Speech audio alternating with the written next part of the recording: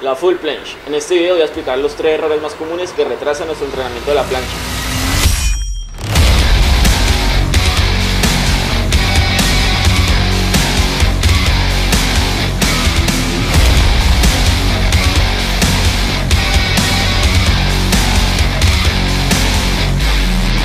La primera pregunta que más me realizan es: ¿por qué si hago todas mis rutinas correctamente no tengo full planche? Lo que tenemos que recordar básicamente es que las rutinas de la full planche realmente no son para la full planche, son rutinas para fortalecer los músculos que utiliza este movimiento.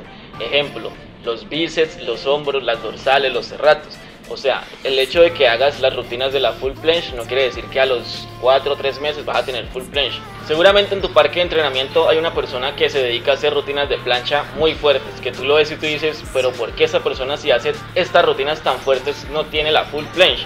Este error lo cometemos porque llevamos un límite de tiempo haciendo la misma rutina, los mismos ejercicios con las mismas repeticiones. Entonces tu cuerpo tiende a acostumbrarse a esa rutina y no genera ningún cambio. Entonces la solución a nuestro problema es hacer las rutinas durante un límite de tiempo. Ese límite de tiempo va a ser de 2 a 3 meses. Cuando nuestro cuerpo ya se acostumbre a esto, vamos a cambiar la serie, las repeticiones y el tiempo de descanso.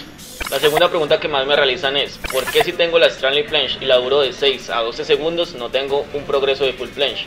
Este es uno de los errores que comete el 90% del street workout, que olvidamos de que la full planche tiene unas progresiones y esas progresiones tienen un límite de tiempo en las que se deben realizar.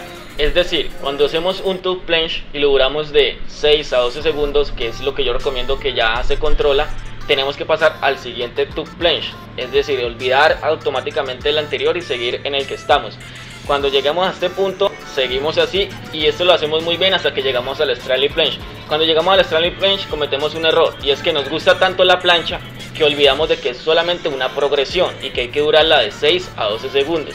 Cuando tengamos de 6 a 12 segundos de Stanley Planche, automáticamente pasamos a la full planche, olvidando total a la Stanley Planche. Así sea no hagamos nada de full, así sea nos tiremos y nos caigamos de primero, eso es mejor que volver a hacer Stanley Planche. ¿Por qué olvidar la Stanley Planche? Básicamente porque si volvemos a hacer Stanley Planche, estamos frenando un progreso de full planche que llevamos en el camino. Es decir, con cada vez que hagamos Stanley Planche teniéndola controlada, estamos estancando nuestro progreso hacia la full planche.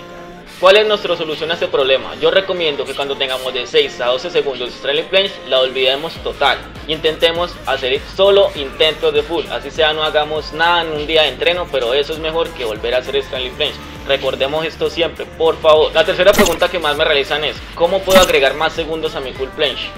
Es decir, cuando realicemos la full planche, así sea solo para demostrarla, para chicanear, para conquistar, vamos a durarla hasta lo último que podamos, hasta el último segundo. Esto va a hacer que nuestro cuerpo tenga la necesidad de aumentar los segundos en este movimiento. Para finalizar, los quiero invitar a que si tienen alguna duda sobre una técnica o algún ejercicio, me escriban a mis redes sociales o lo hagan aquí en la caja de comentarios.